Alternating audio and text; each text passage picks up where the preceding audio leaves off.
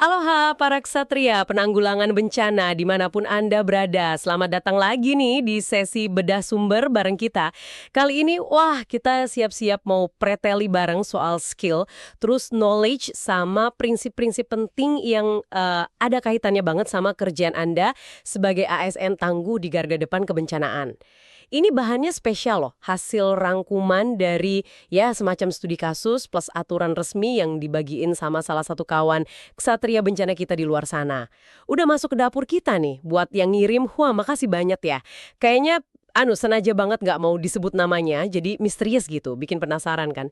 Intinya sih kita mau ngulik soal aturan baru penilaian kinerja ASN. Dengar namanya aja kadang udah kebayang ya, kaku, terus jelimet, birokratis banget gitu. Aduh, tenang-tenang, kita kupasnya pakai gaya santuy aja, biar nggak bikin kepala, ngebul gitu.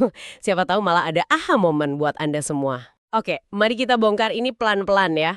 Ngomongin aturan pemerintah, apalagi soal penilaian kinerja ya. Jujur aja deh, kadang pengen ngeluh gitu kan. Udah capek-capek terjun ke lokasi bencana, ya kan? Bantu evakuasi, ngurus logistik yang kadang telatnya minta ampun. Masih harus pusing mikirin laporan SKP lah, target ini itulah. Rasanya tuh kayak abis gotong royong angkat rumah seharian, malamnya disuruh ngerjain soal matematika yang rumit.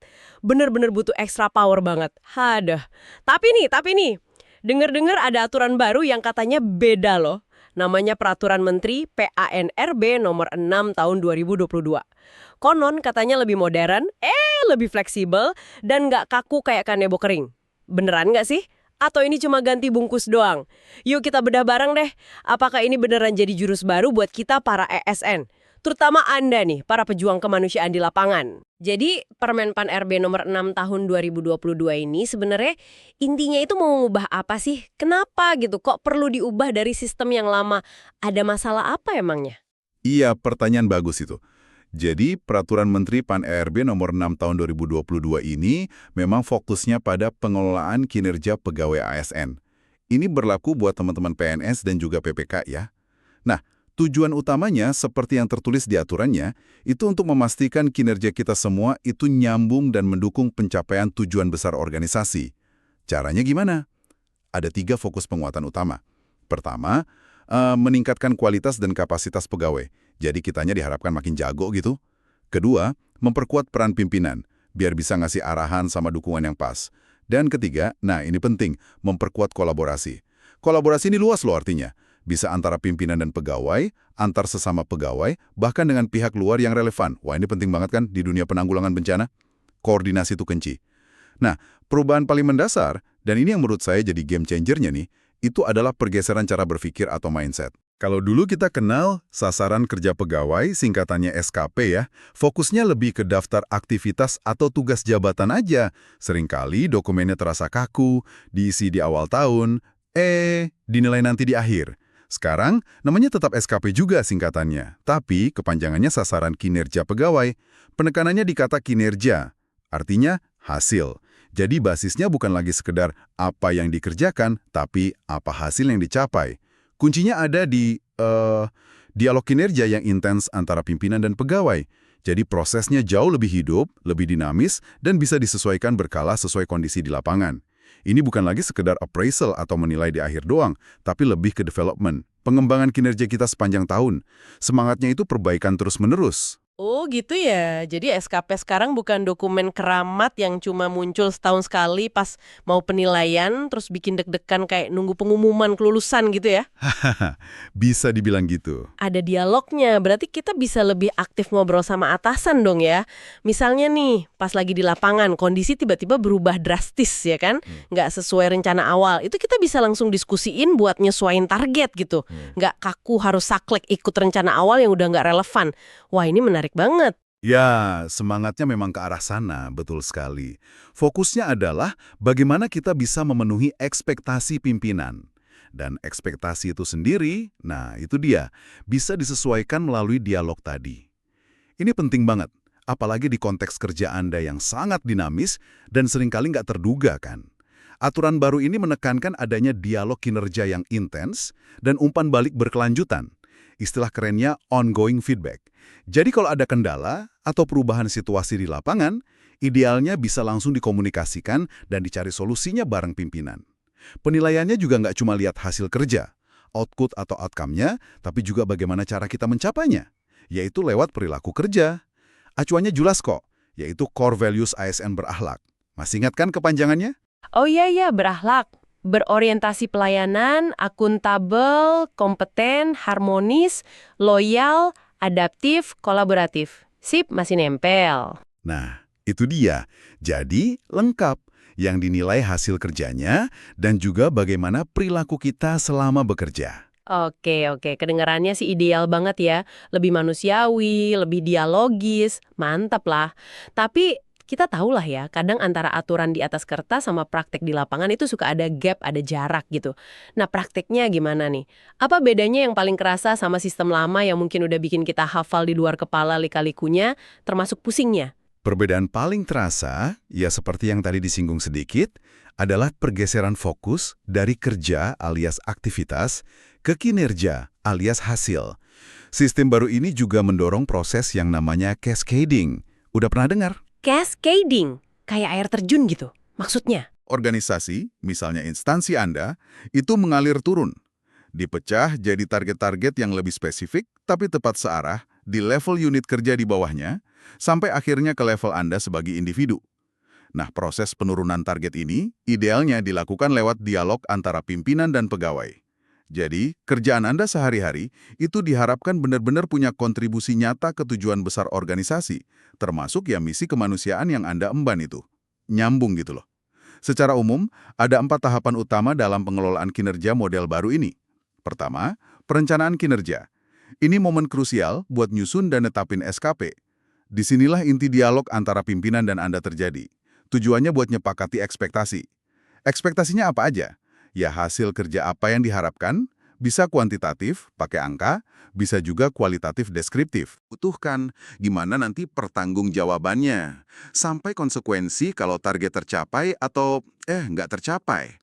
Fleksibilitas dalam nentuin target ini penting ya, mau kuantitatif atau kualitatif. Kan nggak semua hasil kerja di lapangan gampang diukur pakai angka, betul. Betul banget, kadang nolong orang kan nggak bisa diukur pakai angka doang, sip-sip. Terus tahap kedua? Tahap kedua itu, pelaksanaan, pemantauan, dan pembinaan. Nah, setelah SKP disepakati, Anda laksanakan rencana kerjanya. Penting nih buat mendokumentasikan progres secara berkala. Bisa harian, mingguan, bulanan, ya tergantung kebutuhan dan kesepakatan aja. Di sini peran pimpinan vital banget. Mereka itu wajib memantau progres Anda dan memberikan umpan balik berkelanjutan. Ini bisa lewat obrolan langsung, catatan, atau cara lain lah. Tujuannya biar kalau ada yang melenceng atau ada kendala, bisa cepat ketahuan dan dibantu. Kalau dirasa ada yang kurang, pimpinan melakukan pembinaan. Bentuknya bisa coaching, mentoring, atau bahkan konseling kalau menyangkut perilaku. Jadi Anda nggak dilepas sendirian gitu aja, ada pendampingan. Oke. Jadi ada monitoring dan feedback terus-menerus ya, nggak nunggu akhir tahun baru dievaluasi. Lanjut tahap ketiga? Ketiga, penilaian kinerja. Evaluasi ini dilakukan secara berkala, misalnya triwulanan, dan tentu ada evaluasi tahunan. Nah, ini beda banget sama dulu. Penilaiannya nggak pakai rumus matematis yang, kadang rumit itu. Sekarang pakainya metode kuadran kinerja. Bayangkan aja sebuah kotak yang dibagi jadi 4 bagian. Satu sumbu itu ngukur rating hasil kerja Anda. Di bawah ekspektasi, sesuai ekspektasi, atau di atas ekspektasi. Sumbu lainnya ngukur rating perilaku kerja Anda. Sama, di bawah, sesuai, atau di atas ekspektasi. Nah, kombinasi posisi Anda di kuadran mana, itulah yang nentuin predikat kinerja Anda. Misalnya sangat baik, baik, butuh perbaikan, kurang, atau sangat kurang.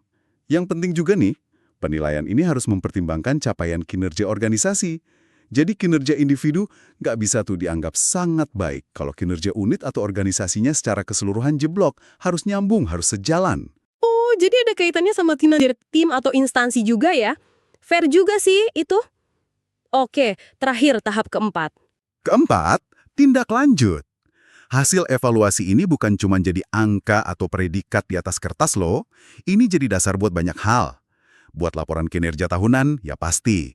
Terus buat pemberian tunjangan kinerja, kalau ada ya.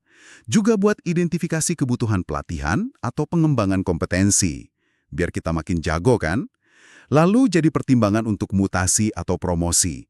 Bisa juga buat pemberian penghargaan bagi yang berprestasi.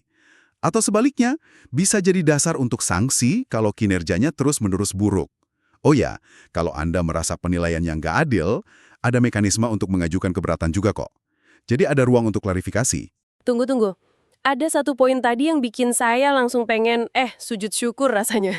Beneran ini. Poin yang mana nih? Yang soal jabatan fungsional, khusus buat teman-teman JF kayak kita-kita ini para responder, katanya kinerja JF nggak lagi terikat sama butir-butir kegiatan dan ngumpulin angka kredit. Serius ini, Allahu Akbar, akhirnya merdeka dari perbudakan angka kredit yang kadang bikin kerjaan utama malah jadi nomor 2. Sumpah ini bikin lega banget. Haha, iya betul sekali. Ini memang salah satu perubahan paling signifikan dan banyak disambut baik oleh rekan-rekan JF.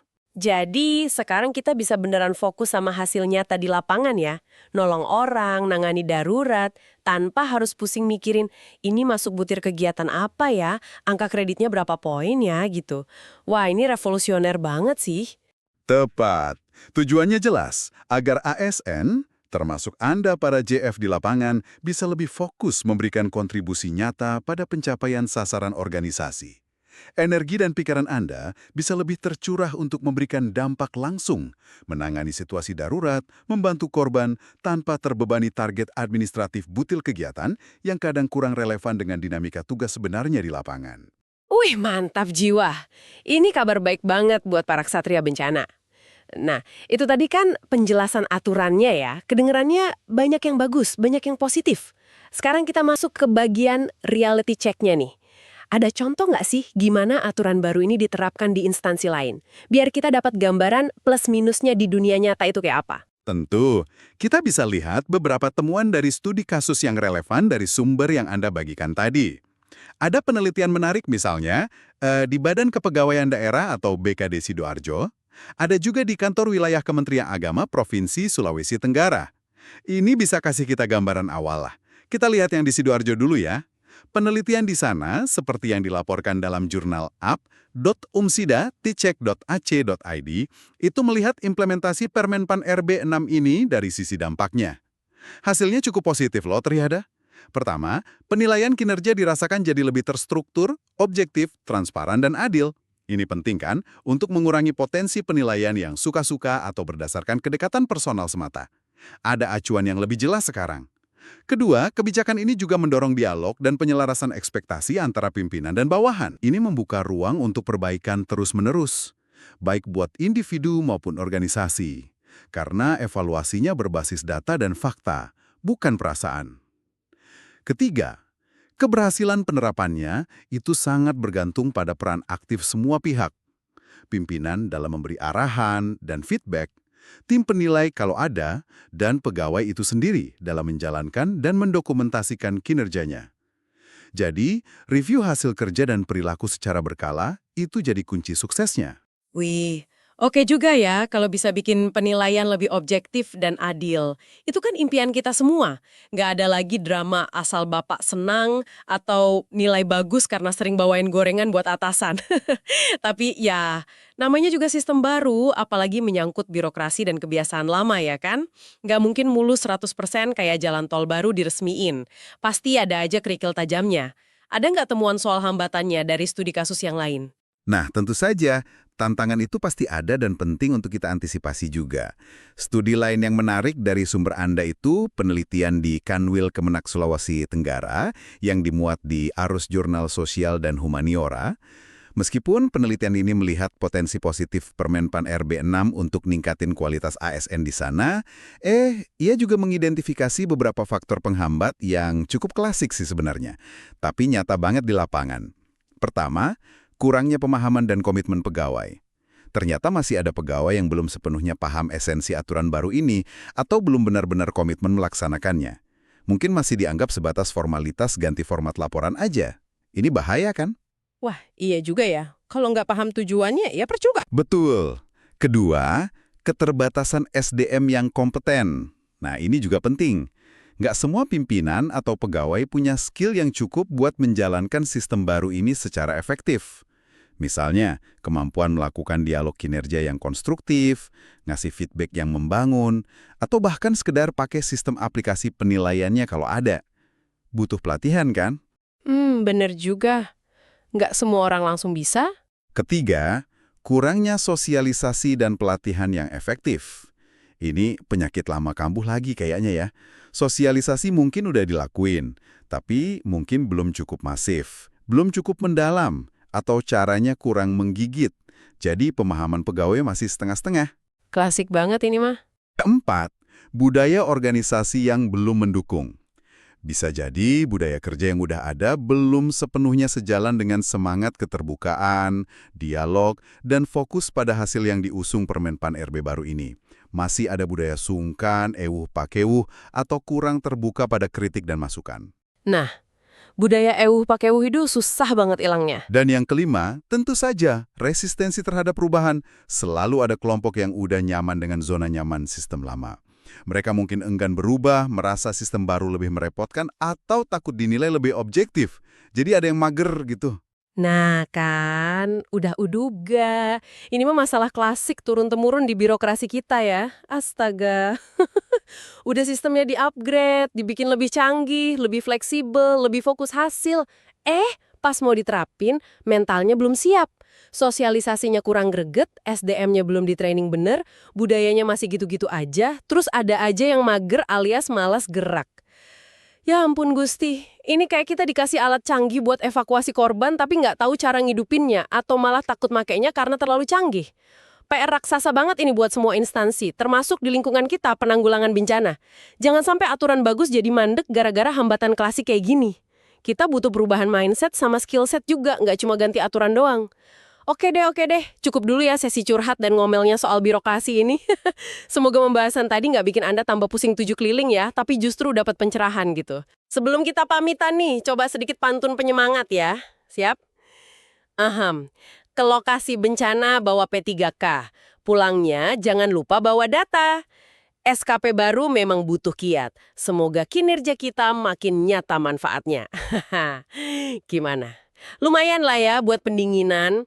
Agak maksa dikit nggak apa-apa lah ya. Atau mungkin analogi ini lebih pas nih. Dulu SKP lama itu kayak peta buta. Cuma tahu tujuan akhirnya, tapi jalannya gelap, nggak ada petunjuk arah jelas. Nah, SKP Garu dengan Permenpan RB 6 ini, kalau benar diterapin ya, itu kayak aplikasi navigasi canggih di HP kita. Ada update real-time kondisi macet di lapangan, ada fitur chat buat dialog sama operator alias atasan kita. Biar nggak nyasar sendirian dan bisa sampai tujuan, ya tujuan kita nolong orang itu bareng-bareng dengan selamat dan efektif. Gimana? Masuk akal kan? Haha, analogi yang cukup kena itu. Jadi, mari kita simpulkan poin pentingnya ya, khusus untuk Anda para ksatria penanggulangan bencana yang juga ASN. Permenpan RB nomor 6 tahun 2022 ini pada hakikatnya adalah alat bantu baru untuk mengembangkan kinerja Anda. Bukan semata-mata untuk menilai atau menghakimi loh ya. Kuncinya ada di perubahan cara pandang, fokus pada hasil kerja yang berdampak nyata, bukan sekedar rutinitas. Lalu, pentingnya membangun dialog kinerja yang terbuka, jujur, dan berkelanjutan dengan pimpinan. Dan terakhir, secara konsisten menunjukkan perilaku kerja berakhlak dalam setiap tindakan Anda di lapangan. Itu pondasinya. Memahami skill teknis mengisi format SKP baru atau knowledge tentang tahapan-tahapannya memang perlu. Tapi yang jauh lebih fundamental adalah menghayati dan menerapkan prinsip dasarnya, yaitu bagaimana kontribusi unik Anda bisa secara nyata mendukung pencapaian tujuan organisasi, yang dalam konteks Anda adalah misi mulia kemanusiaan dalam penanggulangan bencana. Prinsip lainnya adalah kemauan untuk terus belajar, menjadi adaptif, ini krusial banget di dunia Anda yang penuh ketidakpastian, dan kolaboratif dengan semua pihak terkait. Semua ini sesuai semangat awal Permenpan RB 6, bertujuan akhir untuk meningkatkan kualitas dan kapasitas Anda sebagai ASN yang profesional, tangguh, dan benar-benar melayani masyarakat. Mantep banget rangkumannya. Nah, sebagai penutup nih, ini ada sedikit pertanyaan buat bahan renungan Anda semua, para kesatria bencana dimanapun berada. Coba pikirin deh, kalau kita anggap sistem penilaian kinerja ASN baru ini sebagai senjata atau peralatan baru untuk Anda bertugas di medan kemanusiaan.